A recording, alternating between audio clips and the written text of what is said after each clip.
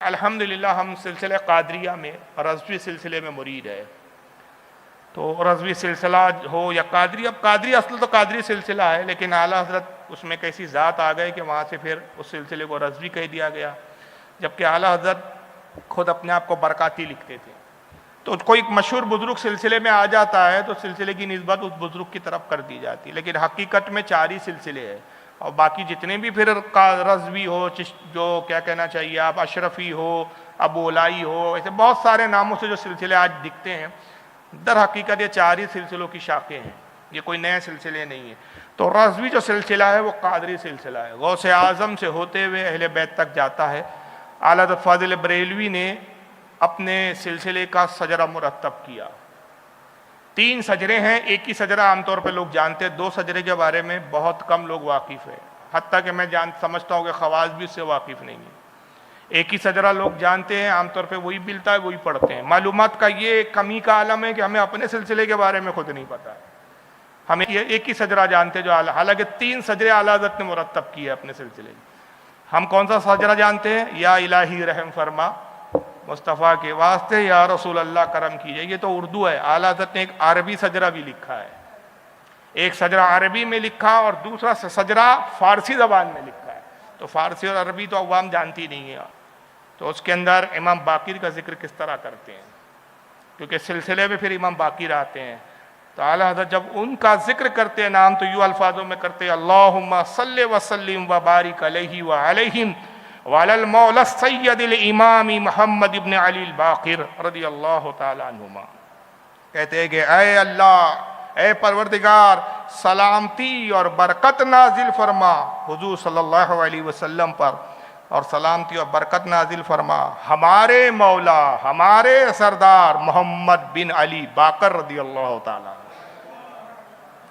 اندازہ لگائیے اگر ہم نے یہ بتایا ہوتا تو آج لوگ جو گمراہ کر رہے ہیں نا کہ معاذ اللہ اعلیٰ حضرت کو نازبی بول رہے ہیں، بتائیے جو درود کے سیگے کے ساتھ سجرہ لکھ رہا ہو وہ نازبی ہوں گا؟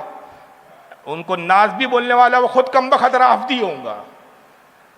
اتنا بڑا عاشق اہل بیت تو پوری صدی میں نظر نہیں آتا، ہم کو کئی صدیوں میں نظر نہیں آتا کہ جو امام باقر پر درود بھیج رہے ہیں وہی سیگے کے ساتھ جو درود کا سیگا رسول اللہ کے لیے ہوتا ہے: اللہم صلی وسلم، اے اللہ سلامتی بھیج اور برکت نازل، وبارک علیہ، اور برکت نازل فرما، وعلیہم وعلی المولا سید الامام محمد ابن علی الباقر، ہمارے آقا، ہمارے امام، ہمارے سید، ہمارے سردار محمد بن علی باقر پر. اور پھر فارسی سجرہ جب لکھتے ہیں تو امام باقر کا نام کس انداز میں آتا ہے وہاں اس سجرے میں؟ تو فارسی اشعار میں کہتے ہیں: یا باقرہ یا عالم سادات یا بحر العلوم.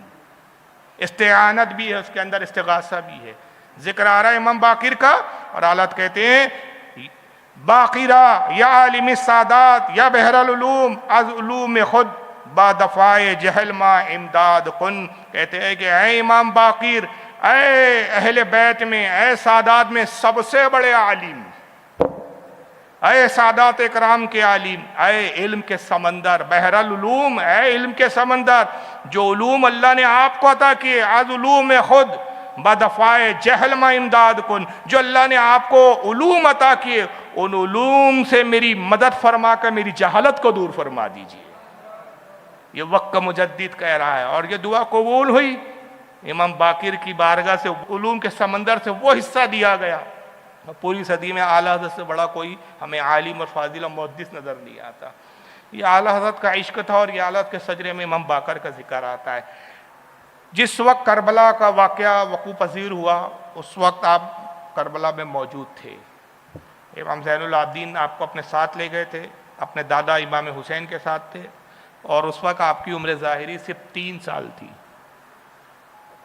اور ایک جو سب سے بڑی فضیلت آتی ہے امام باقر کی، فضائل تو بہت سارے ہیں، اہل بیت ہے یہ ان کی فضیلت ہے، حضرت امام زین العابدین کے صاحبزادے فضیلت ہے، امام علی مقام امام حسین مولا علی کے پوتے ہیں یہ فضیلت ہے، خاتون جنت کے لخت جگر فضیلت ہے، مگر ایک جو فضیلت ہے جو دیگر ائمہ کو نہیں ملی ہے 12 اماموں میں، یعنی بعد والوں کے، رسول اللہ کے بعد جو امام آئے ظاہری آیات کے بعد، ان میں واحد امام باقر کی فضیلت ہے، اور وہ یہ ہے، اور اس پر تمام محدثین متفق ہے، کسی کا اختلاف نہیں۔ میں جو روایت بیان کر رہا ہوں وہ یہ کہ حضرت سیدہ جابر بن عبداللہ رضی اللہ تعالیٰ عنہ جلیل القدر صحابی، وہ بیان کرتے ہیں کہ میں حضور کی خدمت میں آیا، اور بات اس وقت کی ہے کہ جب امام علی مقام امام حسین چھوٹے تھے، 2-3 سال کی عمر تھی، وہ رسول اللہ کے گود میں بیٹھے ہوئے تھے، سرکار ان سے پیار کر رہے تھے، اور اپنے چادر اطہر سے امام حسین کے چہرے اقدس کو صاف کر رہے تھے، بڑی محبت سے امام حسین کا چہرہ رسول اللہ صاف فرما رہے تھے۔ حضرت جابر کہتے ہیں کہ میں نے رسول اللہ کی محبت دیکھا، یہ انداز دیکھا تو مجھے بڑی خوشی ہوئی اور میں مسکرانے لگا۔ میں نے کہا یا رسول اللہ آپ حسین سے محبت کرتے؟ کہا کہ ہاں جابر میں حسین سے محبت کرتا ہوں، اور تیرے لیے ایک بشارت ہے۔ آپ نے کہا یا رسول اللہ مجھے ضرور بشارت سنائے۔ کہا کہ حسین کی اولادوں میں سے میرا ایک شہزادہ پیدا ہوگا جس کا نام میرے ہی نام پر محمد ہوگا، اور اس کی کنیت باقر ہوگی۔ سرکار نے پہلے ہی پیشن گوئی کر دی، کہا کہ اس کی کنیت باقر ہوں گی، میرا ہم نام ہوگا، اور میرے علوم و فنون کو وہ آشکار کریں گا۔ اے جابر تو ہے کہ جو اس کی زیارت کرے، اور فرمایا کہ جب تو اس کی زیارت کر لے تو اس کو میرا سلام کہنا۔ یہ بہت بڑی فضیلت ہے، میرے اس شہزادے کو میرا سلام کہنا۔ اور پھر دوسری پیشن کو یہ فرمائی کہ جابر جب تم اس کو ملو گے تو میں تمہیں بتا دوں کہ تم آنکھوں سے نابینا ہو چکے ہوگے۔ تو عرض کیا اللہ کے نبی جب میں نابینا ہو جاؤں گا تو آپ کے شہزادے کو پہچانوں گا کیسے؟ فرمایا کہ تم میری خوشبو کو پہچانتے ہو، جس میں تم میری خوشبو پاؤ گے وہی میرا شہزادہ ہوگا۔ اور رسول اللہ کی خوشبو تھی آپ کے اندر، شبہات تھی آپ کے اندر، نام بھی رسول کی طرح تھا محمد، اور جو خوبیاں تھی اور جو خوشبو تھی وہ بھی رسول اللہ کی تھی۔ اور پھر ایک اور پیشن گوئی آقا نے تیسری فرمائی، کہا ہے جابر جس وقت تیری ملاقات میرے بیٹے محمد باقر سے ہو جائے، پھر اس کے بعد تو سمجھ لینا کہ کچھ ہی عرصہ تو دنیا میں زندہ رہیں گا، اور اس کے بعد تیرا وصال ہو جائے گا۔ یہ ساری پیشن گوئی کی، اور اس کو میرے خیال سے امام باقر کے حالات پر جتنے محدثین نے کتابیں لکھی ہے، قلم اٹھایا، شاید ہی شیعہ سمیت، اہل تشیع کے سمیت اور اہل سنت سمیت، شاید ہی کوئی ایسا راوی اور کوئی ایسا لکھنے والا ہو جس نے اس روایت کو بیان نہ کیا ہو۔ اس پر سب کا اتفاق ہے، کسی کا اختلاف نہیں۔ البتہ میں یہاں 3 بڑی کتابوں کے حوالے دے رہا ہوں۔ اس کو امام طبری نے لکھا، ہمارے اہل سنت کے تاریخ کے بہت بڑے عالم اور امام ہیں۔ امام طبری تاریخ طبری میں لائے ہیں، جلد نمبر 3 صفحہ نمبر 96۔ امام ابن حجر مکی انہوں نے الصواعق المورقہ میں لایا صفحہ نمبر 549، اور امام عبدالرحمن جامی نے اس کو شواہد النبوت میں لکھا ہے صفحہ نمبر 317۔ یہاں تک کہ راوی بیان کرتے ہیں کہ حضور کا پھر وصال ہو گیا، پھر امام حسین بڑے ہوئے، ان کی شادی ہوئی، ان سے پھر زین العابدین تولود ہوئے۔ تو اس وقت تک حضرت جابر رضی اللہ تعالیٰ عنہ کی ایک دیوانگی کی کیفیت اتنی جنون پر پہنچ چکی تھی، اتنی حدوں تک پہنچ چکی تھی کہ آپ کو حضرت امام باقر سے، امام محمد باقر سے ملاقات کا اتنا اشتیاق تھا کہ آپ سڑکوں میں ان کا نام لے کے آوازیں لگاتے تھے، پکارتے تھے کہ کہاں ہے محمد باقر، کہاں ہے محمد باقر۔ اور پھر ایک وقت ہی آیا کہ حضور کی پیشن گوئی کے مطابق آپ کی آنکھیں کمزور ہو گئی، اور بینائی جاتی رہی، اور پھر آپ کو دکھنا بالکل بند ہو گیا، نظر نہیں آتا تھا۔ تو آپ کے پوتے تھے اور آپ کے بیٹے تھے جو آپ کو سہارے کے ذریعے مسجد نبوی تک لے جاتے تھے نماز پڑھنے، اور آپ گلیوں میں جب نماز کے لیے جاتے تو آپ محمد باقر آواز لگاتے تھے۔ اس طرح جنون کی حد تک آپ ان کے ملنے کے اشتیاق میں مائل ہو گئے کہ لوگوں نے آپ کو پھر دیوانہ کہنا شروع کر دیا۔ لوگوں نے کہا کہ جابر سٹیا گیا ہے، دیوانہ ہو گیا ہے، لیکن آپ یقین کامل رکھتے تھے کہ رسول اللہ نے جو فرمایا وہ ہو کر رہیں گا، یقیناً میری نبی پاک کے شہزادے سے ملاقات ہوگی۔ لیکن اب سوال یہ پیدا ہوتا ہے کہ جب امام باقر پیدا ہوئے تو پھر کیا حضرت جابر کی ملاقات نہیں؟ اس کی ایک وجہ یہ تھی کہ جس حضرت امام باقر رضی اللہ تعالیٰ عنہ کی جب ولادت ہوئی تو پہلی بات تو یہ تھی کہ حضرت امام زین العابدین رضی اللہ تعالیٰ عنہ کربلا کے بعد جو ہے مدینہ چھوڑ چکے تھے، اور حضرت جابر چونکہ نابینا تھے، مدینے سے باہر نکل نہیں پاتے تھے، ان کا بس اتنا ہی آنا جانا تھا کہ گھر سے نکلتے تھے، ان کا پوتے وغیرہ جو ہے ان کو مسجد نبوی تک لے جاتے، نماز پڑھتے اور گھر آ جاتے تھے۔ اور حضرت امام زین العابدین کے میرے اس بیٹے کو کوئی دشمن اہل بیت اور یزید کا طرفدار نقصان نہ پہنچائے، حضرت امام باقر کو مدینہ لاتے نہیں تھے امام زین العابدین، یہاں تک کہ 4 سال کی جب عمر ہو گئی حضرت امام باقر کی، ایک سال کے بعد، یعنی واقعات کربلا کا 1 سال گزر گیا۔ تو آپ نے پھر ایک دن امام باقر کو کہا کہ شہزادے صاحبزادے میں چاہتا ہوں کہ آج جمعے کی نماز مسجد نبوی میں ہم ادا کریں۔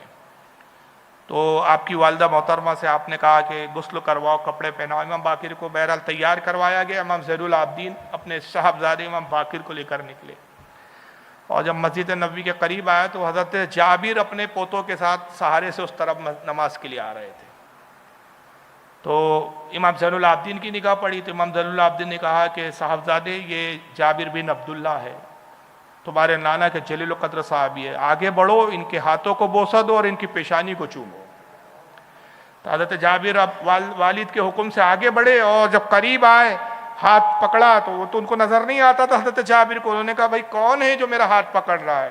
تو انہوں نے کہا میں ابن زین العابدین ہوں۔ نام نہیں لیا انہوں نے اپنا، کہا میں ابن زین العابدین ہوں، اب زین العابدین کا بیٹا ہوں اور آپ کی دستبوسی کرنا چاہتا ہوں۔ کہا کہ آپ تو شہزادے رسول ہیں، میری دستبوسی کیوں کرتے ہیں؟ میں آپ کی دستبوسی کرتا ہوں۔ کہا نہیں، میرے والد نے حکم دیا ہے، اور ذرا آپ جھک جائیں۔ تو حضرت جابر جھکے، اور جب پیشانی کی طرف بڑھے تو حضرت جابر نے ٹٹولر کا خدا کی قسم یہ وہی خوشبو ہے جو رسول اللہ میں ہوا کرتی تھی۔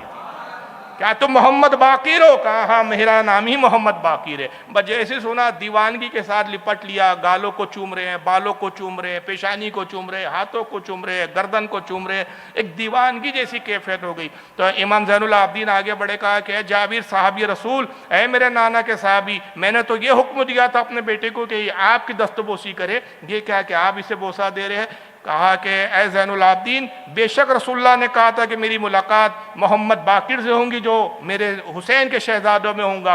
اے محمد باقر، تمہیں بشارت ہو کہ تمہارے نانا نے تمہیں سلام کہا ہے۔ محمد ابن باقر نے بھی جواب دیا کہ وعلیکم السلام یا جدی، ہے میرے نانا آپ پر بھی سلامتی ہو۔ اور پھر اس کے بعد امام زین العابدین بہرحال امام باقر کو لائے، لیکن اب معاملہ یہ ہوگا کہ جب تک زندہ رہے، کچھ ہی عرصہ پھر زندہ رہے پیشن گوئی کے مطابق حضرت جابر رضی اللہ تعالیٰ عنہ، لیکن ایسا کوئی دن نہیں جاتا تھا کہ مدینے سے نکل کر باقاعدہ امام زین العابدین کے گھر پہ حاضر ہوتے اور حضرت امام باقر کی صحبت میں گھنٹوں بیٹھے رہے، اور حضرت امام باقر سے کہتے تھے کہ صاحبزادے مجھے کچھ سناؤ۔ وہ کہتے ہیں کہ آپ رسول اللہ کے صحابی ہیں، میں تو آپ سے سننے کا مشتاق ہوں، آپ رسول اللہ کی حدیث بیان کریں۔ وہ کہتے ہیں کہ بیٹا ہمارے پاس تو وہ حدیث ہے رسول اللہ کی ہے جو ہم نے کانوں سے سنی، اور تمہارے پاس رسول اللہ کی وہ حدیث ہے جو تم نے دل سے سنا ہے، تم وہ باتیں سناؤ۔ تو امام باقر وہ بچپنے میں 4 سال کی عمر میں اب وہ معرفت کی باتیں بتاتے، وہ علم کی گہرائیوں کی باتیں کرتے، حضرت جابر رضی اللہ تعالیٰ عنہ خوش ہو جاتے اور بوسے دیا کرتے تھے۔ جب تک آپ حیات رہے حضرت جابر بن عبداللہ رضی اللہ تعالیٰ عنہ یہ باقاعدہ معمول رہا، اور پھر کچھ عرصے کے بعد آپ کا وصال ہو گیا۔